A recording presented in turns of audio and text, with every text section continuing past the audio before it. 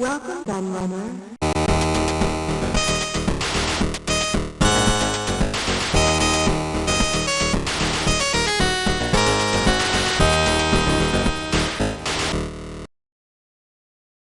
The Dragon 32, otherwise known as the British or more precisely Welsh version of the Tandy Radio Shack colour computer, probably seems like an unusual choice for a video like this.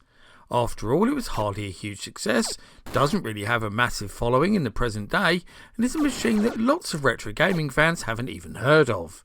But it's a machine I've been fascinated with for a long time now. And the dream of owning one came true when I received one for Christmas from my wife last year. Since then I've been on a voyage of discovery, and having already done videos looking at 10 amazing facts and 10 amazing exclusives, I felt it was time to give the Dragon 32 the spotlight once again, and count down its greatest games. As with previous greatest of all time videos, I put the big question to the members of several large retro gaming groups on Facebook, including the hugely popular and very lively Retro Gaming Hysteria, link in the description for those who want to join, as well as my own loyal subscribers, asking them to name their top 5 and the reasons why. Following the same rules as before, I awarded 5 points to your first choice, 4 points to second, and so on and so forth. I then counted up those votes to decide the final placings, and in the case of games having the same number of points, I then went to the number of votes awarded, followed by the number of first place votes to decide the final rankings. I did use these tiebreakers quite a bit in the lower part of the top 20 and throughout the wider top 40, which as always will be available as an exclusive video for my loyal YouTube members and patrons in the next couple of weeks. In terms of any observations I made during the voting process, this was a really interesting video for me in a number of different ways.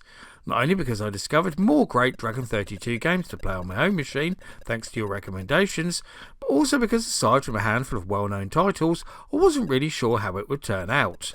So for the casual viewer who has no experience with the Dragon, I think this will prove to be a very interesting and enjoyable experience, and I can't wait to hear your thoughts at the end. So let's get going with that countdown. He's been hunted in the arcades, but he's escaped. Now Hunchback has jumped into home computers. Ocean's fabulous new Hunchback brings you the authentic arcade action. Jump over knights, swing over the fiery pit, outfox fireballs, dodge arrows, rescue Esmeralda, and... it's the hairiest, scariest video game in 400 years.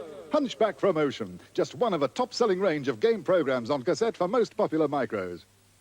A lot of people forget that iconic British software house Hewson Consultants were big supporters of the Dragon 32 in the early years, before switching their focus to the ZX Spectrum and Commodore 64, and 3D Side-Ab Attack, read the middle part of the name backwards, proved to be a pretty big hit.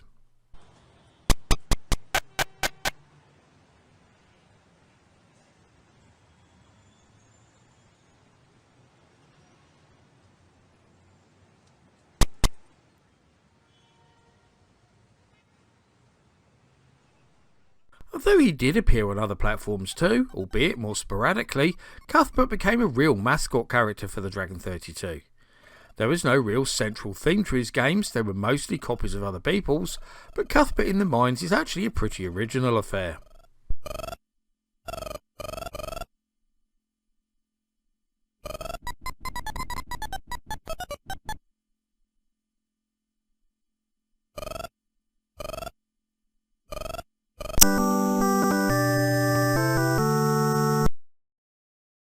One of the earliest games released for the computer by Dragon Data themselves, this is an early effort at bringing an RPG to the machine, and if you look past its simple character-based graphics, minimal sound and clunky interface, you'll discover a remarkably involving experience.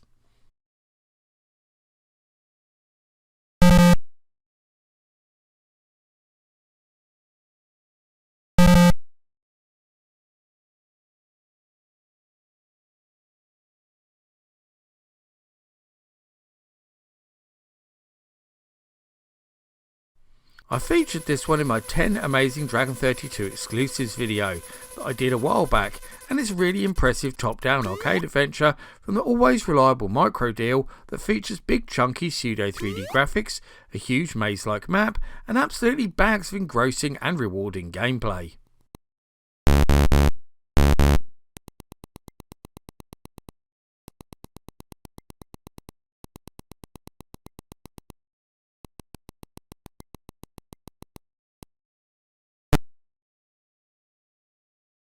People who frequented arcades back in the early 80s will immediately recognise Cuthbert Goes Walkabout as a clone of the highly underrated Konami maze game Amidar. Thankfully it's a really good one that might not look all that impressive but has that magical one more go quality.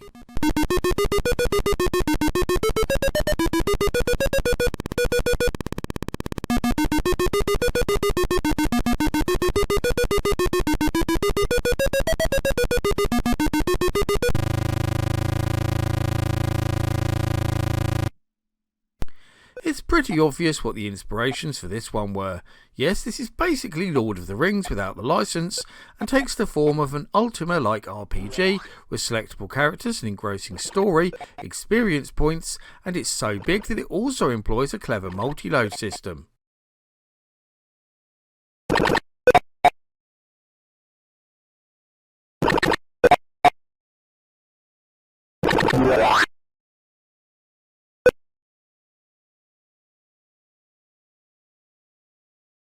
Whilst it's not a complete rip-off, the Dark Pit is very reminiscent of the popular Konami arcade game Tutankhamun, as you explore the maze-like tombs, collect useful objects, grab better weapons, avoid or kill enemies, and ultimately make your escape. Another excellent release from Microdeal.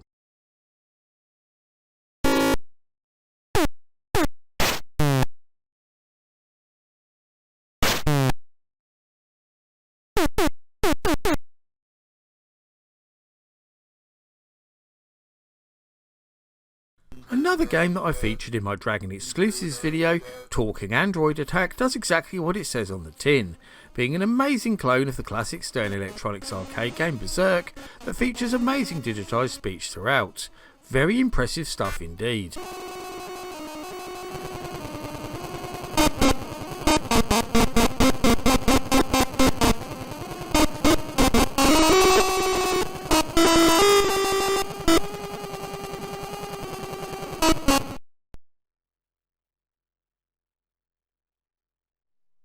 Although Jet Set Willy is best known as a Sinclair ZX Spectrum game, it also got a very fine port to the Dragon 32 that most owners of the machine will argue is much better, as it not only squashes all the bugs that plagued the original version, but also adds some extra rooms to explore too.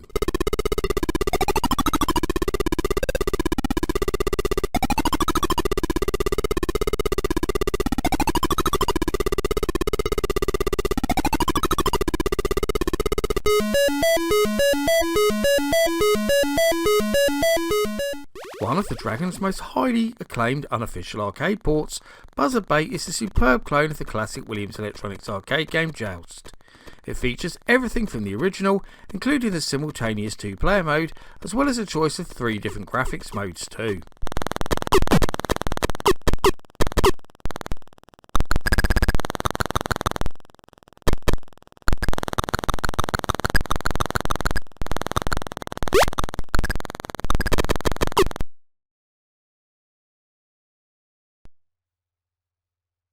Clones don't come more blatant than this. In fact, it's surprising how they never got sued.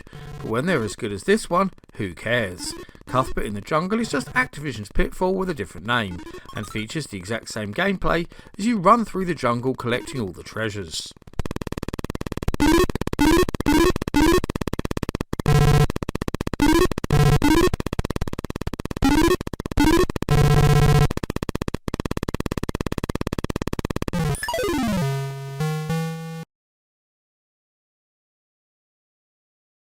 Yet another game that also featured in my Dragon 32 Exclusives video, Lucifer's Kingdom is one of the most technically impressive games I've played on the computer, being a fully formed vertically scrolling shoot 'em up of the highest quality that wouldn't have looked out of place in an arcade of the time.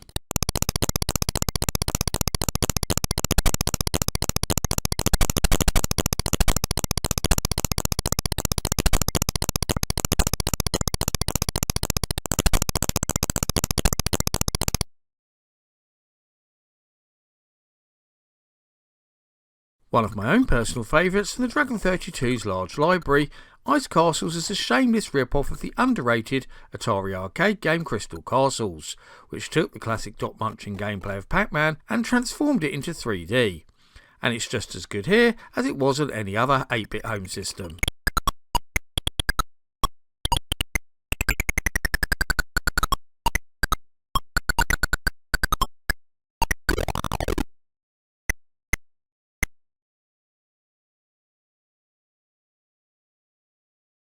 We already had Jet Set Willy, and now we have the game that came before, Manic Miner, which initially started off as a clone of Miner 2049er from the Atari 8-bit before becoming its own thing.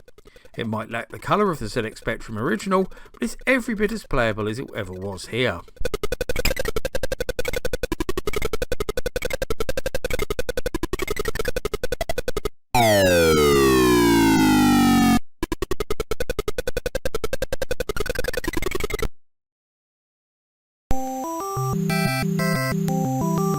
And from one iconic platformer that originated on the ZX Spectrum to another, with the seminal Chuckie Egg, a game that many people argue plays better on the Dragon than any other 8-bit computer, an argument that all the BBC Micro fans watching this will want part of.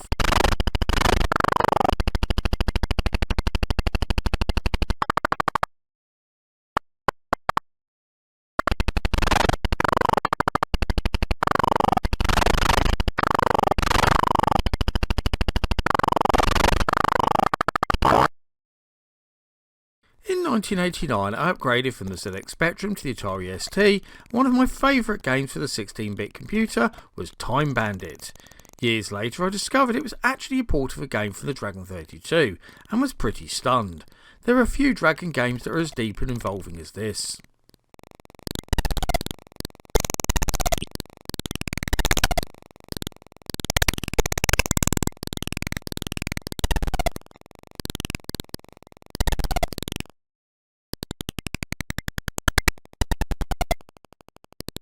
I was already familiar with the majority of games that made this list, but this absolutely standout title was a new discovery for me, and it's quickly become one of my Dragon 32 favourites.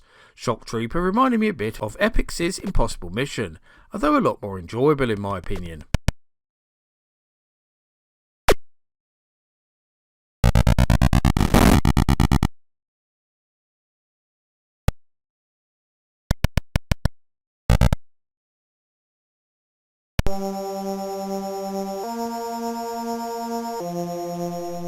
Another clone of a popular arcade game of the era, the name very much gives the game away here, as yes, this is a pretty shameless but ultimately excellent copy of Irem's Moon Patrol, with all the elements that made the original so great, including the music, fast action, and even the parallax scrolling.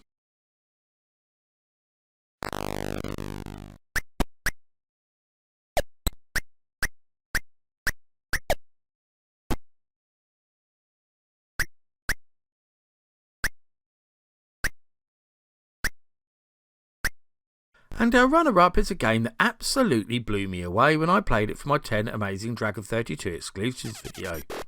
A true 3D first-person shooter on a humble 8-bit micro that manages to be as genuinely scary as it is impressive.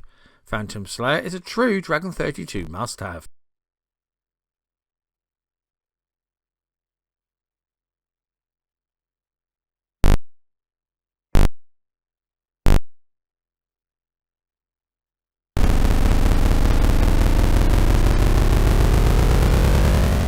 I had a funny feeling that this one would claim the top spot, and I've been proved right. Later renamed The King to try and avoid Nintendo's litigious gaze, Donkey King is a simply superb port of the famous arcade game that first introduced us to Mario and redefined the platform game genre with it.